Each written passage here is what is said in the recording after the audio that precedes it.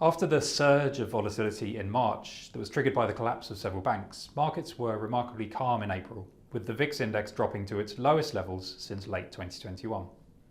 Treasury bond yields fell marginally over the month, corporate credit and high-yield bond spreads narrowed slightly, and equities continued their recovery from the March sell-off. The US market gained 1.5% over the month, ending close to its high for the year, but the best gains came from markets outside the US, with the UK, Europe and Japan up by between 2 to 3% in local currency terms. The only notable exception was China, where growing concerns about the strength and sustainability of its post-COVID recovery led to a 5% fall in the equity market, dragging down global emerging market equity indices. Sterling and the euro continued their relative strength against the dollar, both up by about 2% respectively, but the yen fell by 2.5% as the Bank of Japan, under a new governor, kept its key interest rate at minus 0.1% and maintained yield curve control at around zero for 10-year government bonds, a move that was seen as dovish by investors given increasing expectations that the policy would be abandoned. The bias to weakening in the greenback has seen the trade-weighted US dollar index fall by 2% year to date, bringing its drop from the peak 7 months ago to 11%. A weaker dollar has been a factor supporting the gold price, up a further 1% in April and 9% year to date. This apparent calm masked troubling turbulence for markets below the surface, as the share prices of several mid-sized US regional banks suffered sharp falls, led by First Republic Bank in the face of substantial deposit outflows. The injection of $30 billion of deposits from a number of large banks in March proved to be inadequate, as First Republic was eventually seized by the Federal Deposit Insurance Corporation, with JP Morgan taking on its remaining assets and liabilities. Shareholders who owned a bank with a market capitalization of $40 billion at its peak were wiped out. With assets of $232 billion, First Republic was larger than the failed Silicon Valley Bank, whose demise had triggered the crisis amongst regional banks. The S&P Regional Banks Index in the US has fallen by 30% since the end of February, and almost 50% from its peak in early 2022. Aside from the general headwinds created by tightening liquidity, rapidly rising interest rates, and competition for deposits, the specific problems for regional banks are a reliance, in many cases, on a high proportion of large deposits, above the insured threshold of $250,000, and a substantial exposure to commercial real estate loans, where with high rising vacancy rates and high refinancing rates, loan losses are an increasing concern. As we explained in our March review, we don't believe we face a systemic banking crisis, but we are likely to see an economic spillover from the banking woes through weakened confidence, a higher cost of capital, and tightened lending standards, all of which increase the chances of recession. And the other increasing worry for investors is the looming federal debt ceiling in the US.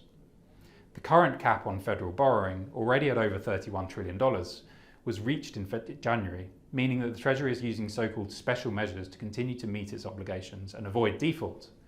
But it's understood that this capacity could be exhausted as soon as June the 1st. We expect a period of unsettling political brinksmanship ahead as negotiations come down to the wire. And although we don't believe that the US will be pushed into a formal default, we are mindful of the costs of this uncertainty, already reflected in the costs of insuring US debt through credit default swap spreads, which have risen to all-time highs. This adds to the concerns overhanging the economy in the months ahead. These heightened financial risks make the trade-off for central banks between financial stability and inflation objectives increasingly difficult. But with the Fed funds rate now above inflation, the peak in the tightening cycle in the US is very close, with the market expecting rate cuts before year-end. Europe and the UK are behind that and still grappling with higher inflation, so are likely to remain tighter for longer. But it is the Fed, as ever, which is key, and the prospect of a turn in the monetary cycle has supported bond and equity markets so far this year. Further recovery lies ahead, and we're optimistic for markets over the next 12 months. But valuations have moved higher in bonds and equities this year, and the prevailing assumptions about inflation, recession, and corporate earnings lean towards the positive end of the range of possible outcomes. Therefore, we continue to believe it prudent to temper that optimism in the short term, given increased financial sector risks and heightened risks of recession, and are biding our time before adding further to risk assets.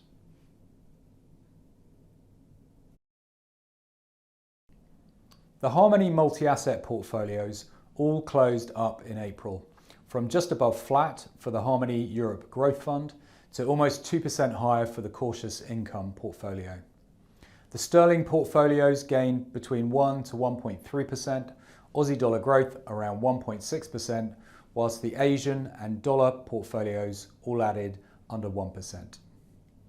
The Momentum Global Equity and Sustainable Equity funds returned 0.8 and 1.2% respectively, underperforming the MSCI World Index in April.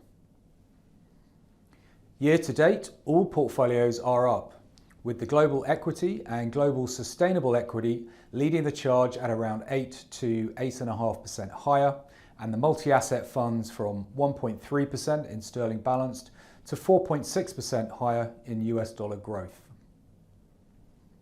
The dollar was marginally weaker over the month of April, extending the March decline, which by and large made for better returns in those funds with a non-dollar base currency after currency effects are translated back. At the regional level, UK equities pulled back some of the weaker recent performance to end April around 3% higher, almost double what European and US equities returned. The portfolio of UK names owned directly in the sterling and cautious income funds gained 5% during the month. Japan also performed well in the developed market space with a 2.7% return. In the US, the banking sector continued to be the source of concern, with First Republic falling into the hands of JP Morgan after collapsing at the end of March. After falling around 20% in March, the US Regional Bank Index lost a further 4% in April. Treasury yields were largely flat in April, following the sharp repricing of yields lower in March. Overall, returns to the fixed income part of the portfolios was for the most part a little lower. Our emerging market sovereign and short duration debt exposure made a positive contribution, whilst the more volatile Asian high yield strategy struggled in April, as did emerging markets and Chinese equities.